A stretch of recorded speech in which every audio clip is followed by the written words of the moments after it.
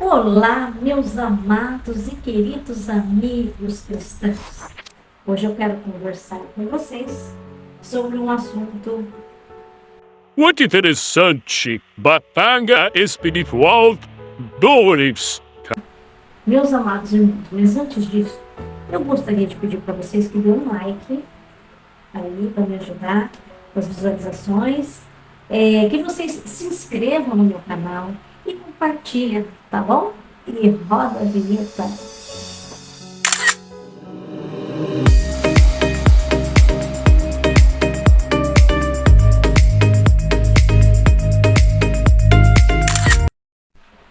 Bom, meus amados, esse assunto sobre batalha espiritual é muito importante porque as pessoas são muito assim, hoje em dia, e há muito tempo atrás, nós temos tem pessoas que são extremistas. Ou elas acreditam que tudo é o diabo, ou elas acreditam, não que o diabo não exista, mas que não tem esse negócio de batalha espiritual, mas tem, tá? Mas de uma forma moderada.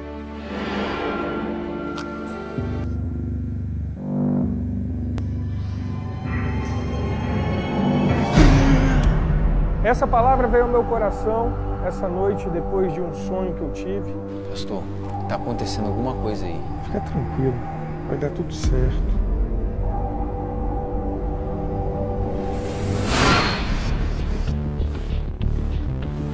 E aí, meninas? Assim como diz as Escrituras, sede santo, porque eu sou santo. Jorge, você tá me traindo. Da onde você tirou isso? Alguma coisa tá errada, pastor. Jovens se acabando nas drogas, no álcool. Os casais, tudo se traindo. E as famílias indo pelo ralo. Toda autoridade me foi dada nos céus e na terra, e as portas do inferno não prevalecerão contra a minha igreja.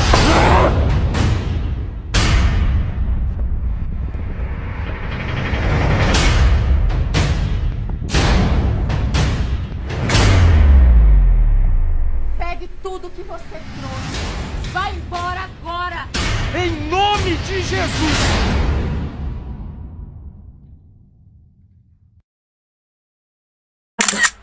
Porque quando Jesus Cristo de Nazaré morreu na cruz do Calvário, por mais ou menos uns 30 e poucos anos de idade, porque na Bíblia Sagrada não fala exatamente a idade que Jesus Cristo morreu. Nós sabemos que aos 30 anos ele começou o seu ministério, ele foi batizado, ele jejuou 40 dias e 40 noites no deserto, né? Mas o ano, a gente sabe que ele, durante muito tempo, ele fez a obra do Senhor aqui na terra. Então, os apóstolos dele vinha ele repreendendo o nosso inimigo das nossas almas, de pessoas que estavam possessas, né? Eles viam o inimigo, como fala, operando na vida de algumas pessoas. Então, Jesus Cristo ele tinha uma noção muito grande sobre isso. E ele, nós sabemos que Jesus Cristo, ele tem o poder de Deus. Ele está sentado ao lado direito do Pai. Então, ele morreu na cruz do Calvário, morreu de morte de cruz, e ao terceiro dia, ele foi ressuscitado pelo Senhor Yahvé, o Senhor, eu sou o que sou. Jesus Cristo foi ressuscitado, da honra e glória do Senhor, um corpo glorificado, imortal e incorruptível. E quando ele ressuscitou os mortos, um corpo glorificado, imortal e incorruptível, Jesus Cristo diz na palavra do Senhor que ele foi até as partes mais inferiores da terra, ou seja, alguns dizem inferno, né? E ele triunfou sobre Satanás e os expôs publicamente. Está escrito isso em Colossenses, tá? Eu vou pôr aqui na telinha para vocês este versículo que fala isso, tá? E Jesus Cristo, ele venceu o inimigo e ele já tinha as chaves da morte do inferno. Jesus Cristo derrotou ele e através disso ele apregoou os espíritos aprisionados.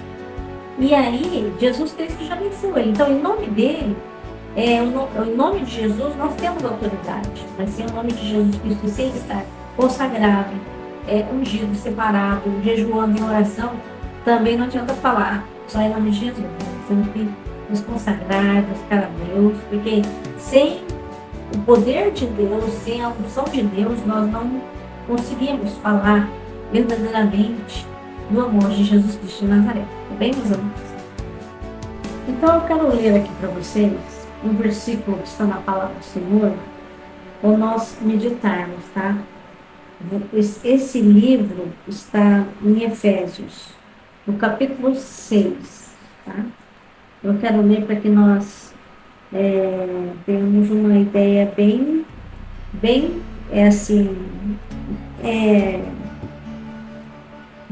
interessante sobre a batalha espiritual, né? Porque nós estamos numa batalha espiritual. Então aqui em Efésios, meus amados irmãos, então aqui em Efésios capítulo 6, diz assim, versículo 10 em diante, diz assim, estou vendo aqui na Bíblia, tá? A armadura de Deus. No demais, irmãos meus, fortalecei-vos no Senhor e na força do seu poder. Revestir-vos de toda a armadura de Deus, para que possais estar firmes contra as astutas ciladas do diabo.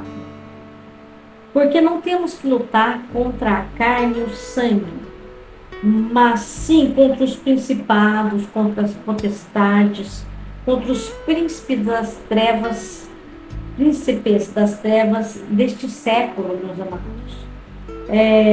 Contra as hostes espirituais da maldade, tá? Nos lugares celestiais. Portanto, tomai toda a armadura de Deus, para que possais resistir no dia mau. Para que possais resistir no dia mau, e havendo feito tudo, ficar firmes. Estai, pois, firmes, tendo cingido os vossos lombos com a verdade, e vestida a couraça da justiça, e calçados os pés na preparação do evangelho da paz. Ou seja, você tem que orar para evangelizar, jejuar, né?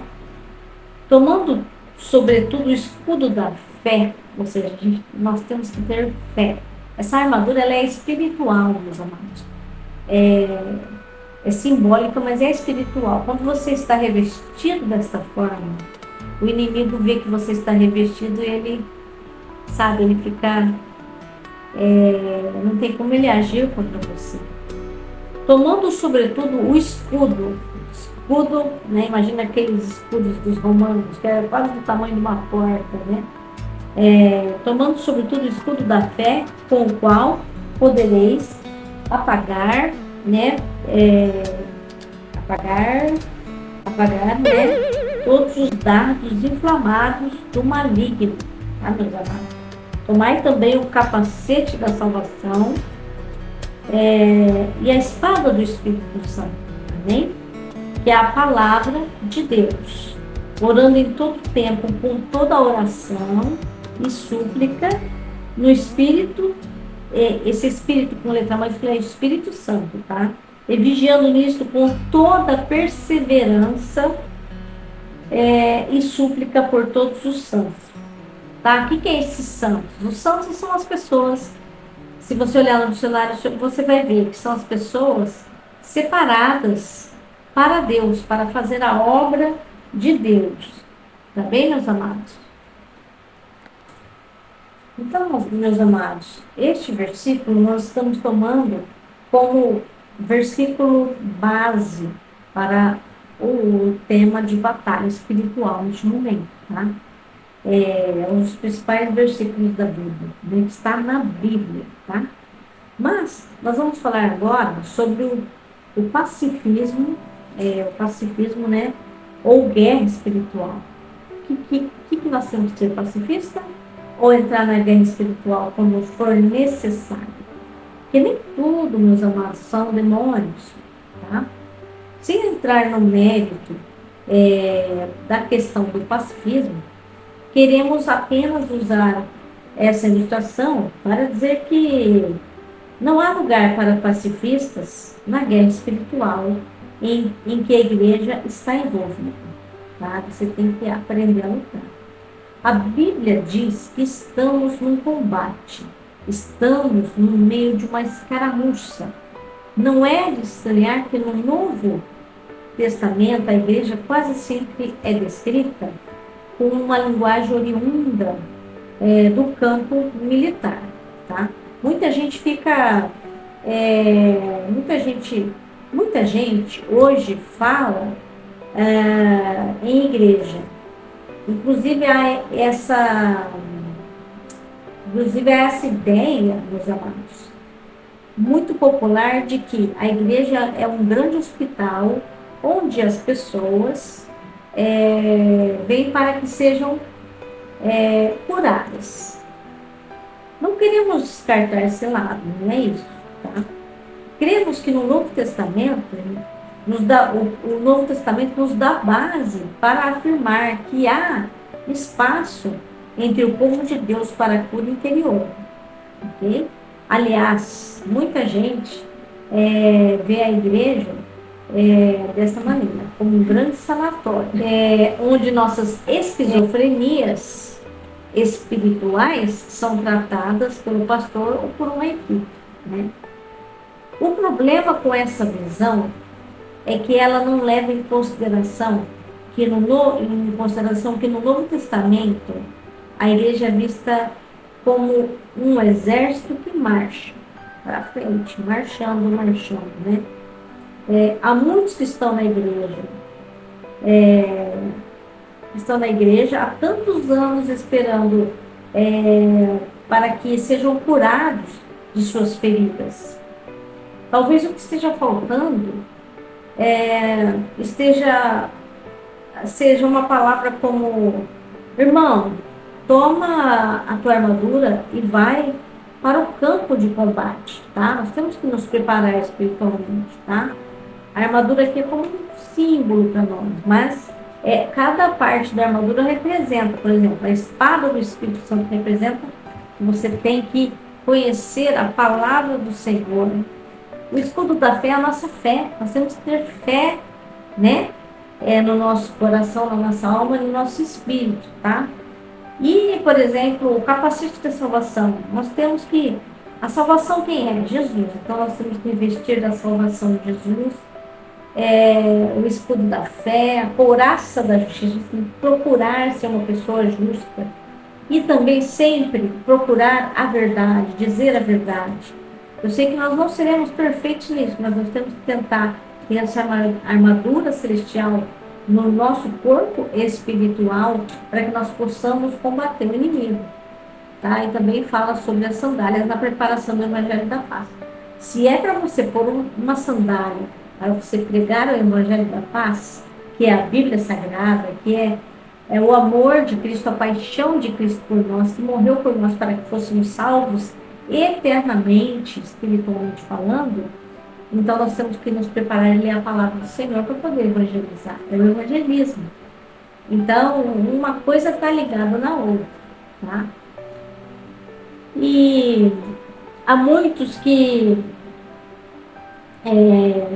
há irmãos que são doentes profissionais na igreja. Não vão ficar ali a vida toda. Não é por acaso que os nossos teólogos entendem a igreja como a igreja militante e a igreja triunfante. Militante porque está em luta, está em combate, está em conflito contra as hostes do mal, contra o pecado e contra o mundo. O livro de Efésios 6 é um texto muito lido nessa parte de batalha espiritual. Né? O texto lido é o mais detalhado do Novo Testamento sobre a militância da igreja, sobre o seu conflito, ou seja, igreja igual exército de marcha, espiritualmente falando, né? Sobre o seu conflito com as hostes das trevas. Antes de analisar texto propriamente dito, para aprender dele o conceito do apóstolo Paulo quanto ao conflito cristão, é a guerra em que estamos envolvidos. Tá?